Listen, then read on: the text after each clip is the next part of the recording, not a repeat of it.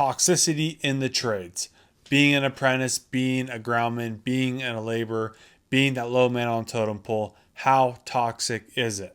Depending on the trade you work in and the kind of guys you work around, what generation they come from, all those things are going to have kind of an effect of how toxic that trade will be.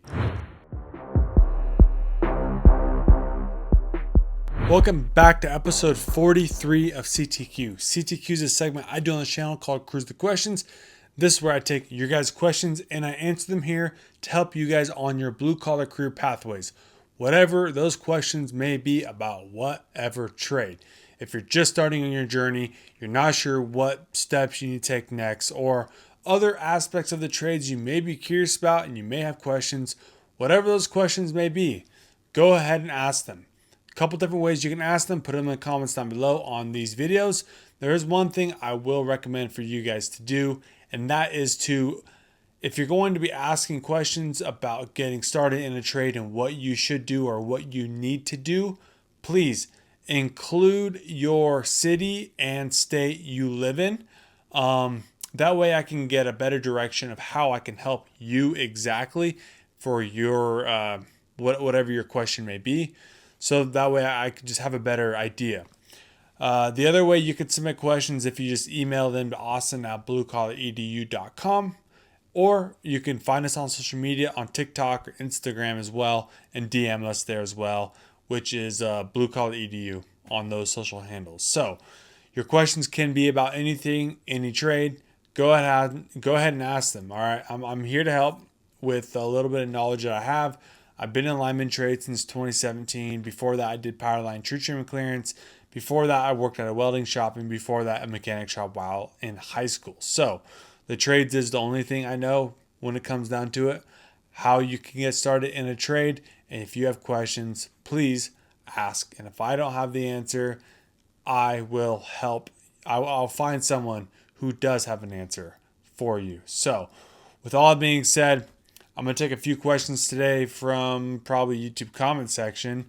And we're going to go ahead and start with question number 1. All right, so question number 1 is coming from a guy at JDub9384. And he says, I've heard a lot about apprenticeships being toxic in the blue collar trades as far as working under a-hole journeyman. Could you speak on this? In fact, I can speak on this. So, toxicity in the trades. Being an apprentice, being a groundman, being a laborer, being that low man on the totem pole, how toxic is it? Okay, I will say I work in one of the probably most, it can be a pretty toxic trade just because the lineman trade can be very cliquey, and a lot of the guys in the lineman trade think they are top dogs and this is like the top trade to work in. So they have a lot of alpha energy or whatever you'd want to call it. So there's can be a lot of toxic masculinity for sure in the lineman trade. But toxicity as an apprentice, when I went through the apprenticeship, I don't ever feel like it was ever toxic. It's the hazing, it's the smack talk, it's the negative banter back and forth. You could call that toxic if you want. That's going to be in every trade, okay? As far as it being so toxic to the point where I wouldn't want to do it, I don't think it's ever been like that. And I think the culture is slowly changing. Here's the thing about it also. Depending on the trade you work in and the kind of guys you work around, what generation they come from, all those things are going to have kind of an effect of how toxic that trade will be. The lineman trade, there's a lot of younger men who are journeyman linemen. When I say younger, mid to late 20s, 30s. And so they come up in the newer generation of linemen, as you could say. So I feel like the toxicity level is pretty low.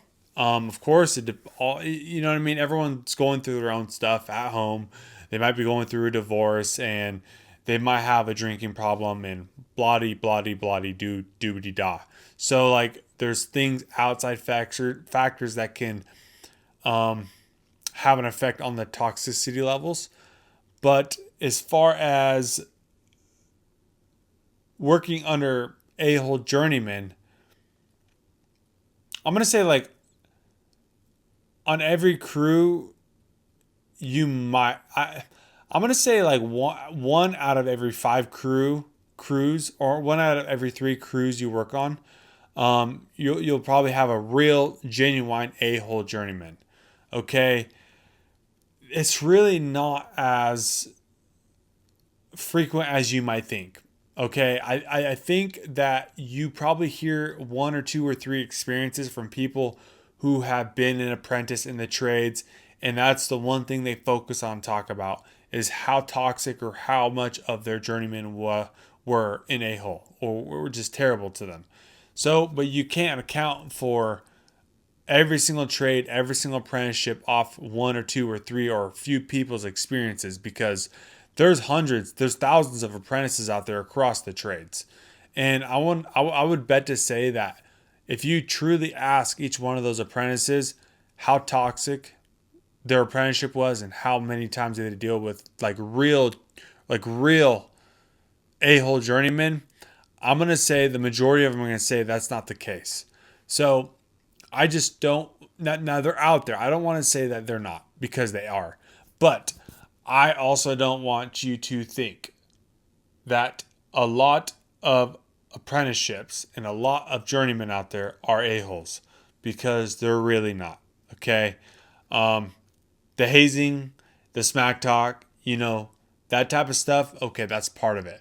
But there's a lot of guys out there who may seem to be a-holes, but they're actually really cool, chill guys. Okay.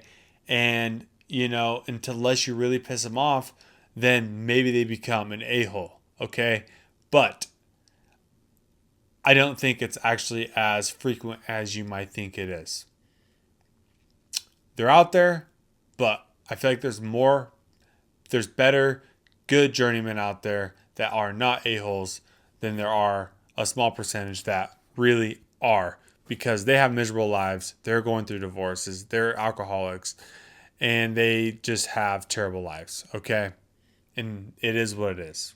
But you're going to find that everywhere, in every sector of any industry, white collar or blue collar. So don't let a few people's experiences dictate how it would be, or persuade you to go not do something because they didn't have good experiences. Okay?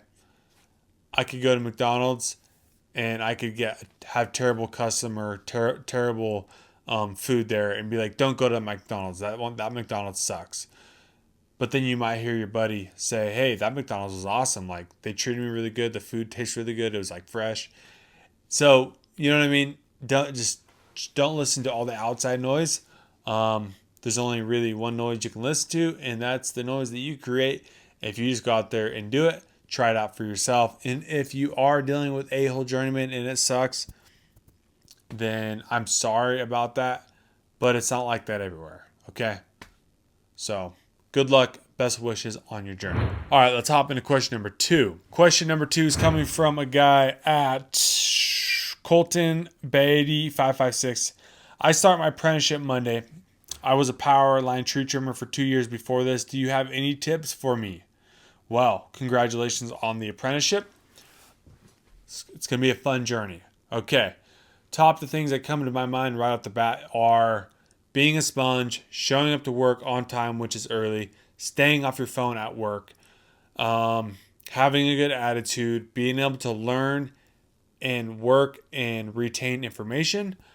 The other thing that's important that goes along with that is learning spec. So when you're working on for a contractor or for a utility, they all have a spec that you need to build power lines. There's a spec book, okay?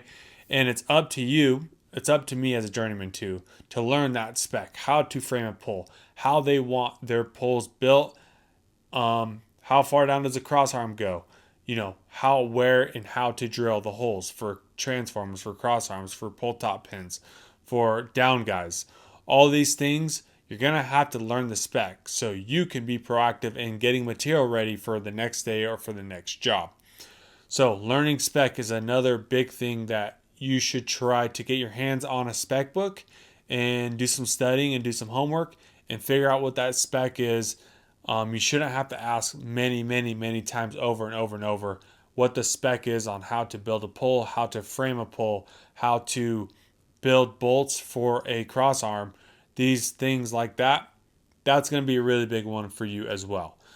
The other things, having a good attitude, not being cocky and arrogant, and those type of things are important. But having good attitude, being able to show up to work, knowing your spot, knowing your place as an apprentice, knowing that it's your duty to clean the trucks off, in reason, getting material ready, in reason, doing these things that the journeyman had to do before you, okay? Everyone has to put in their time. So those are a few things that I would recommend for you to do, or that you can start doing once you start your apprenticeship on Monday, that I think will confidently help you become a better apprentice. Ask lots of questions as well. If you don't know, ask. That's very important as well. Don't just assume that. If you don't ask, we might just assume. But for the most part, if you're a brand new apprentice, we are going to act like you don't know anything anyway. So you might as well ask questions, learn as much as you can, have a notepad, have a pen or pencil, take pictures of the jobs, take pictures of things so you can study the spec, you can study these different things at night.